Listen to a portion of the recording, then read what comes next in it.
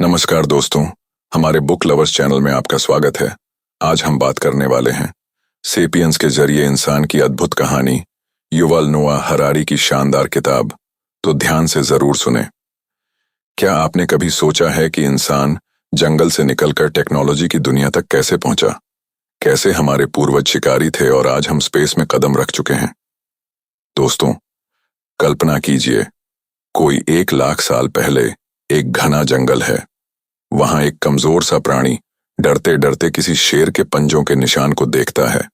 उसके पास न तो तेज दांत हैं, न पंजे, न दौड़ने की ताकत, लेकिन उसके पास है एक चीज, सोचने की शक्ति। वही प्राणी, होमो सेपियंस, आज चांद पर पहुंच चुका है, रोबोट बना चुका है और अब खुद को अमर बनाने की कोशिश कर रहा है। पर सवाल यह है, ये सब हुआ कैसे? कैसे एक छोटा सा बंदर जैसा जीव आज पूरी पृथ्वी पर राज कर रहा है? और क्या हम सच में अब भगवान बनना चाहते हैं? अगर आप ये जानना चाहते हैं कि इंसानों ने जंगल से निकलकर जैविक सीमाओं को पार करते हुए टेक्नोलॉजी और कृत्रिम बुद्धि तक का सफर कैसे तय किया, तो इस वीडियो को अंत तक जरूर देखें, क्योंकि ये कहानी है हम सब की, इंसानों की, आपकी और मेरी। तो चलिए जानते हैं। चैप्टर 1, एक ऐसा प्राणी जिसकी कोई अहमियत नहीं थी। 70,000 साल पहले का इंसान एक कमजोर जानवर था। दोस्तों, किताब की शुरुआत होती है एक जबरदस्त सच्चाई से कि लगभग 2-2.5 लाख साल पहले हमारी प्रजाति होमो सापियंस धरती पर आई। लेकिन उस समय हम न तो खास दिखते थे, न ही खास ताकतवर थे। हम अफ्रीका के जंगलों में रहते थे, छोटे छोटे समूहों में बटे हुए। आसपास और भी इंसानी प्रजातियां थीं, जैसे होमो निएंडरथाल, होमो इरेक्टस और कई और। पर इनमें से कोई भी धरती का राजा नहीं था। कुछ खतरनाक जानवरों की दुनिया। उस समय धरती पर शेर, हाथी, भालू, मगरमच्छ जैसे खतरनाक जानवर राज करते थे। इंसान केवल मध्यम स्तर का शिकारी था। हम ऊपर से ताकतवर नहीं थे और नीचे से कमजोर भी नहीं थे। हम शिकार भी करते थे और कभी कभी खुद भी शिकार बन जाते थे। मतलब इंसान उस समय फूड चेन में बीच का खिलाड़ी था। होमो सेपियंस बाकी प्रजातियों से अलग कैसे थे? हालांकि होमो सेपियंस और बाकी प्रजातियों में ज्यादा फर्क नहीं था। सभी का शरीर लगभग एक जैसा था। सभी औजार बनाते थे, सभी आग का इस्तेमाल करते थे। तो फिर सेपियंस ने कैसे पूरी पृथ्वी पर कब्जा कर लिया? इसका जवाब है कॉग्निटिव रेवोल्यूशन, यानी सोचने की ताकत का क्रांतिकाल, जो 70,000 साल पहले शुरू हुआ था। लेखक का नजरिया, लेखक यह बताते हैं कि इतिहास को समझने के लिए हमें यह मानना होगा कि हम बहुत खास नहीं थे, लेकिन कुछ ऐसा था हमारे अंदर जो हमें दूसरों से अलग बनाता गया। इंसान की शुरुआत एक मामूली, कमजोर और डरपोक जीव के रूप में हुई थी।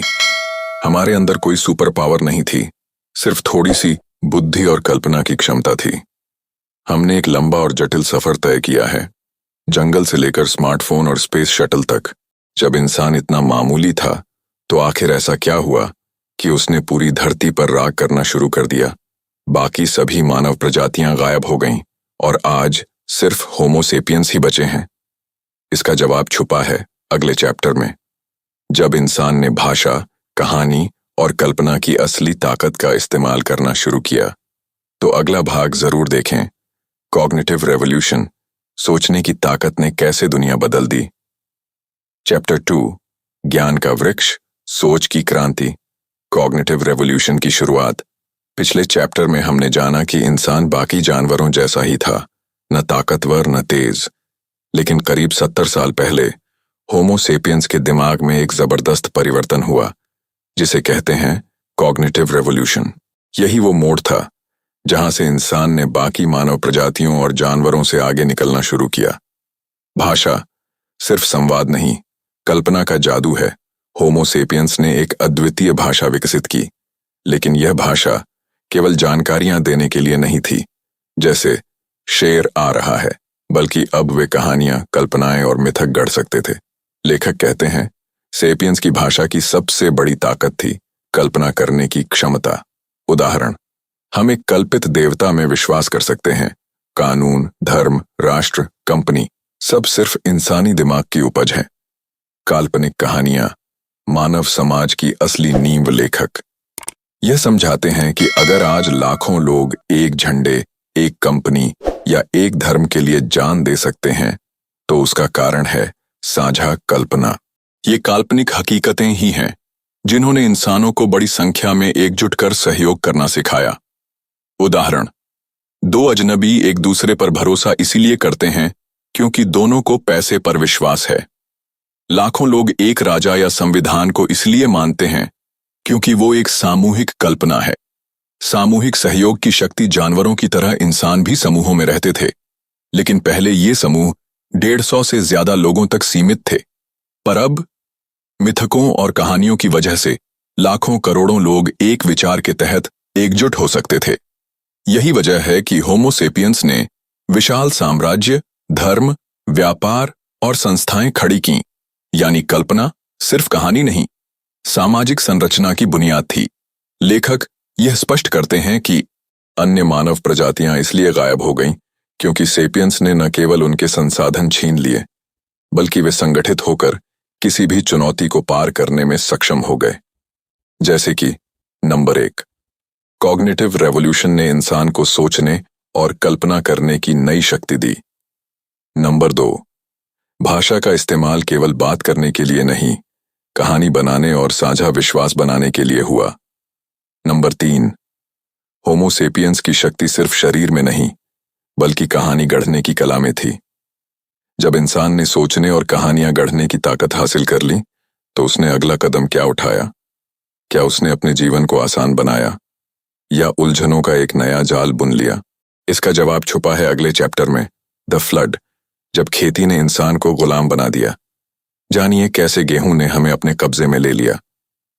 चैप्टर 3, आदम और हव्वा के जीवन का एक दिन। यह अध्याय मानव जीवन के उस दौर को दिखाता है जब इंसान शिकारी और खाद्य संग्राहक, हंटर गैदरर्स के रूप में जीता था। खेती करने से पहले की दुनिया, शिकारी संग्राहक समाज, सच्चा प्राकृतिक जीवन। इस अध्याय में लेखक हरारी एक बेहद दिलचस्प सवाल उठाते हैं। क्या हम खेती करके वाकई आगे बढ़े, या हम पहले ही बेहतर जीवन जी रहे थे? हंटर गैदरर्स यानी हमारे पूर्वज दिन भर घूमकर फल, कंदमूल, शहद और शिकार इकट्ठा करते थे। वे कम समय काम करते थे, 4 से 6 घंटे दिन। खान पान ज्यादा विविध और पोषण से भरपूर था। ज्यादा फिजिकली एक्टिव रहते थे, ज्यादा समुदाय आधारित और सहयोगी जीवन जीते थे। लेखक कहते हैं, शिकारी संग्राहकों की जिंदगी आधुनिक लोगों से ज्यादा संतुलित और स्वस्थ हो सकती थी। लाइफस्टाइल की झलक, आदम और हव्वा का एक दिन।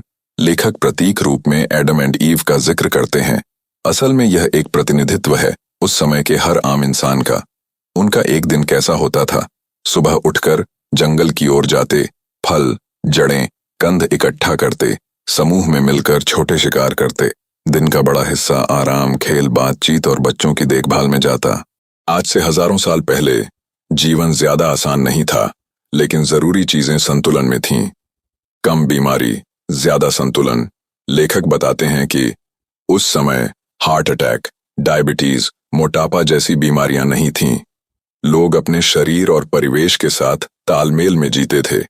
महिलाओं और पुरुषों में काम का बराबरी का बंटवारा था। समाज में बहुत हद तक समानता थी, क्योंकि संपत्ति जैसी कोई स्थायी चीज नहीं थी। शिकारी संग्राहक समाज से हम क्या सीख सकते हैं? आराम और संतुलन का महत्व, जीवन की सादगी और प्रकृति से जुड़ाव, काम और जीवन के बीच का संतुलन, सामाजिक सहयोग की ताकत। लेखक इस अध्याय में बहुत ही साफ कहते हैं कि इतिहास का सबसे गलतफहमी भरा पल था यह मानना कि खेती करना, सभ्य होना, अगसा उन्नति। इस अध्याय की प्रमुख बातें। नंबर 1, इंसान खेती से पहले भी एक पूर्ण जीवन जीता था, जिसमें स्वास्थ्य, स्वतंत्रता और सहयोग था। नंबर 2, शिकारी संग्राहक समाज वास्तव में जटिल और समझदार था। नंबर 3, आज की बीमारियां, तनाव और असमानता शायद उस समय नहीं थी। अगर शिकारी जीवन इतना अच्छा था, तो इंसान ने खेती क्यों शुरू की? क्या हमने जानबूझकर खुद को फंसाया, या कोई और मजबूरी थी? इसका खुलासा होता है अगले अध्याय में, द एग्रीकल्चरल रेवोल्यूशन, जहां इंसान ने गेहूं को अपनाया और गेहूं ने इंसान को बदल दिया। चैप्टर 4, खेती की क्रांति। क्या खेती मानव इतिहास की सबसे बड़ी भूल थी? लेखक इस अध्याय की शुरुआत एक चौंकाने वाले दावे से करते हैं। The agricultural revolution was histories biggest fraud, यानी कृषि क्रांति इतिहास की सबसे बड़ी धोखाधड़ी थी। क्यों? क्योंकि बाहर से यह उन्नति की तरह लगती है, पर असल में इसने इंसान को और मेहनती बना दिया, कम विविध भोजन पर निर्भर कर दिया, बीमारियों और सामाजिक असमानता में धकेल दिया। गेहूं ने इंसान को नहीं अपनाया, इंसान ने गेहूं का गुलाम बनना चुना। लगभग 10,000 साल पहले इंसानों ने गेहूं, चावल, मक्का जैसी फसलों की खेती शुरू की। पर सवाल ये है, क्या इंसान ने गेहूं को पालतू बनाया या गेहूं ने इंसान को अपने हिसाब से ढाल लिया?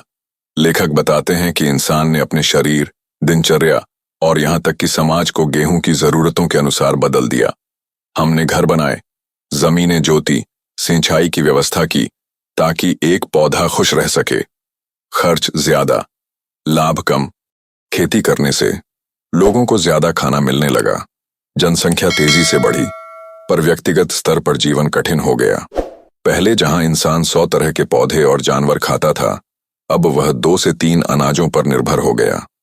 पहले इंसान घूमता था, आजाद था, अब वह जमीन से बंध गया। असमानता और दर्द की शुरुआत खेती के साथ आई। संपत्ति का संग्रह, जमीन की होड़, राजा और गुलाम, औरतों की स्थिति में गिरावट, युद्ध और दंगों की शुरुआत। अब इंसान न सिर्फ काम में फंसा, बल्कि दूसरों के अत्याचार का भी शिकार बना।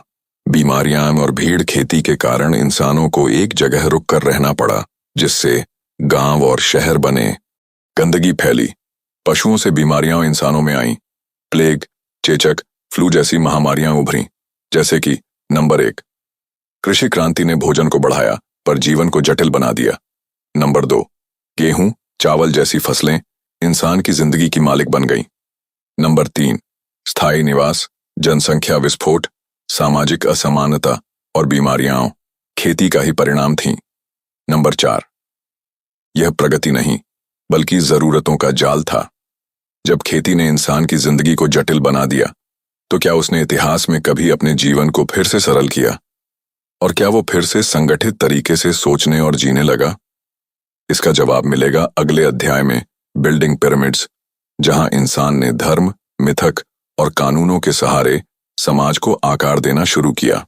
जानिए कैसे कल्पनाएं बन गईं, इंसान की सबसे बड़ी ताकत और सबसे बड़ा जाल। चैप्टर 5, पिरामिड बनाना। इस अध्याय में लेखक बताते हैं कि कल्पनाओं और मिथकों ने किस तरह इंसानी समाज की नींव रखी और किस तरह इन कल्पनाओं ने विशाल साम्राज्य, धर्म, जाति, पैसे और राष्ट्र को जन्म दिया। कल्पनाओं की ताकत, असली सामाजिक गोंद। खेती के बाद जैसे जैसे इंसान संगठित हुआ, जनसंख्या बढ़ी और गांव शहर में बदले, तो सिर्फ भूख मिटाने से समाज नहीं चल सकता था। लाखों लोगों को जोड़ने के लिए चाहिए था कुछ बड़ा, कुछ साझा। कल्पनाएं, कहानियां, मिथक। लेखक कहते हैं, साझा मिथक ही समाज को जोड़ते हैं। पैसा, धर्म, राष्ट्र, कानून, ये सब इंसान की कल्पना है। पिरामिड केवल पत्थर नहीं, विचारों का स्मारक। पिरामिड यहां एक प्रतीक है, जैसे मिस्र का पिरामिड फराओ को ईश्वर मानने के विचार का प्रतीक था। इंसान ने ऐसे कई पिरामिड बनाए। धर्म, जिसने लोगों को नैतिकता, त्याग और जीवन के अर्थ से जोड़ा। राज्य और कानून, जिसने लोगों को आज्ञाकारी और नियंत्रित बनाए रखा। पैसा और व्यापार, जिसने अजनबियों के बीच विश्वास पैदा किया। सामाजिक पदानुक्रम, जिसने अमीर गरीब, ऊंच नीच का भेद खड़ा किया। ये सब कल्पना पर आधारित हैं, लेकिन लाखों करोड़ों लोग इन पर विश्वास करते हैं। कल्पना की शक्ति, एक झूठ जिसे सब माने वही सच्चाई बन जाता है। लेखक बताते हैं कि अगर 10 लोग किसी झूठ पर विश्वास करें तो वह झूठ रहता है, लेकिन अगर 10 लाख लोग मान लें तो वह सामाजिक हकीकत बन जाता है। उदाहरण, पैसा सिर्फ एक कागज है, पर सबका उस पर विश्वास ही उसे मूल्यवान बनाता है। राष्ट्र एक कल्पना है, पर इसके लिए लोग जान भी दे सकते हैं। जाति, वर्ण, पद, यह सब मान्यताओं की दीवार पर खड़े हैं। मिथकों की नींव पर खड़े समाज को चलाने के लिए इंसान ने कहानी गढ़ी कि राजा ईश्वर का पुत्र है, कि कुछ लोग जन्म से श्रेष्ठ हैं, कि किसी एक धर्म का ही सत्य है। इन कल्पनाओं ने समाज को संगठित किया, पर साथ ही भेदभाव, अन्याय और हिंसा भी लाई। लेखक हमें सोचने पर मजबूर करते हैं, क्या हम सच में स्वतंत्र सोचते हैं, या हम भी किसी पिरामिड का हिस्सा हैं जिसे किसी और ने बनाया है। नंबर 1, इंसानी समाज का आधार कल्पनाओं और साझा विश्वास पर टिका है। नंबर 2, धर्म, पैसा, राष्ट्र, कानून, ये सभी कल्पनात्मक ढांचे हैं। नंबर 3, ये कल्पनाएं इंसानों को जोड़ती भी हैं और तोड़ती भी हैं। नंबर 4, हर समाज का कोई न कोई पिरामिड होता है, चाहे वह अदृश्य क्यों ना हो। जब इंसान ने पिरामिड बनाए, कानून और धर्म गढ़े, तो क्या उसने अपनी स्वतंत्रता खो दी? और क्या अब भी हम इन्हीं कहानी केंद्रित दुनिया में बंद हैं? इसका जवाब मिलेगा अगले अध्याय में, there is no justice in history, जहां हम जानेंगे कि इतिहास सिर्फ प्रगति की कहानी नहीं, बल्कि अन्याय और असमानता से भरी हुई यात्रा भी है। चैप्टर 6, इतिहास में कोई न्याय नहीं होता। इतिहास तरक्की की कहानी नहीं, असमानता की भी कहानी है। लेखक इस अध्याय में एक सच्ची और कड़वी बात बताते हैं, इतिहास ने समाज को संगठित तो किया है, लेकिन यह संगठन अक्सर अन्याय और भेदभाव पर आधारित रहा है। सभी सभ्यताओं में असमानता बसी रही, राजा और रंक, अमीर और गरीब, ऊंची जाति और नीची जाति। यह विभाजन हर सभ्यता में रहा है, कभी धर्म के नाम पर, कभी वर्ण व्यवस्था के नाम पर, तो कभी गुलामी के आधार पर लोगों के साथ भेदभाव हुआ। इन व्यवस्थाओं को प्राकृतिक कहकर जायज ठहराया गया, जबकि वे समाज की बनाई हुई थीं। कैसे बनते हैं अन्याय के ढांचे? लेखक बताते हैं कि हर समाज कुछ कल्पनात्मक नियम बना लेता है। कुछ लोग जन्म से श्रेष्ठ माने जाते हैं, कुछ को शिक्षा, संपत्ति या सम्मान नहीं मिलता, और यह पीढ़ियों तक चलता रहता है। ये ढांचे इतने गहरे होते हैं कि लोग उन्हें सच मान लेते हैं और कभी सवाल भी नहीं उठाते। आज भी अन्याय जारी है। भले ही आज हमें लगता है कि हम आधुनिक और शिक्षित हैं, लेकिन असमानता के रूप आज भी बदले रूप में मौजूद हैं। जातिगत भेदभाव, लैंगिक असमानता, धार्मिक कट्टरता, आर्थिक विषमता और जातीय हिंसा। लेखक कहते हैं, इतिहास में न्याय की उम्मीद करना बेकार है, क्योंकि इतिहास विजेताओं की कहानी है, हारने वालों की नहीं। क्या समाधान है? इतिहास के अन्याय को मिटाना इतना आसान नहीं, लेकिन इंसान की ताकत यही है कि वह सोच सकता है, बदल सकता है और नया गढ़ सकता है। लेखक हमें आंखें खोलने वाली चेतावनी देते हैं। अगर हम अपने बनाए हुए मिथकों को पहचानें, तो हम उन्हें बदल सकते हैं। नंबर 1, इतिहास में न्याय नहीं, बल्कि असमानता और भेदभाव की परंपरा रही है। नंबर 2, धर्म, कानून, जाति, राष्ट्र, सबने कभी न कभी किसी न किसी को नीचे दिखाया है। नंबर 3, यह सब प्राकृतिक नहीं, बल्कि सामाजिक कल्पनाएं हैं। नंबर 4, बदलाव तभी होगा जब हम इन कल्पनाओं को पहचानें और उनसे बाहर निकलें। लेखक की अंतिम सुझाव, जीवन में आगे बढ़ने के लिए प्रेरणादायक संदेश, इतिहास को जानो, लेकिन आंख मूंद कर मत मानो। हर परंपरा, नियम या मान्यता पर सवाल उठाना सीखो। कल्पना करो, लेकिन ऐसी कल्पना जो सबको जोड़ती हो, तोड़ती नहीं। नई सोच, नई कहानियां गढ़ो जो समानता और इंसानियत पर आधारित हों। अपने सोचने की ताकत को पहचानो। हम वही प्रजाति हैं जिन्होंने कहानी रचकर साम्राज्य बनाए। अब हमें ऐसी कहानियां गढ़नी हैं जो न्याय, करुणा और सहयोग पर टिकी हों। लेखक की सबसे बड़ी सीख यही है, हम भविष्य की दिशा तय कर सकते हैं अगर हम अपने अतीत को समझें, स्वीकारें और उससे सीखें। दोस्तों, एक समय था जब इंसान जंगल में शेर से डरकर भागता था। फिर उसने आग जलाई, कहानियां रची, खेती की, साम्राज्य बनाए, और आज वो तकनीक से दुनिया चला रहा है। ये सारी ताकत सिर्फ एक वजह से आई, हम सोच सकते हैं, मिलकर काम कर सकते हैं और सीख सकते हैं। अगर आपको इस वीडियो से कुछ नया जानने को मिला हो, अगर आपने महसूस किया कि इतिहास सिर्फ तारीखें नहीं बल्कि सीख है, तो अब आपकी बारी है इस ज्ञान को आगे फैलाने की, इस वीडियो को लाइक करने की, अपने दोस्तों और परिवार के साथ शेयर करने की, और इस चैनल को सब्सक्राइब करने की, ताकि हम आगे भी ऐसे ही ज्ञान भरे सफर पर साथ चलें। क्योंकि कहानी अभी खत्म नहीं हुई, असली इतिहास तो हम सब मिलकर बना रहे हैं।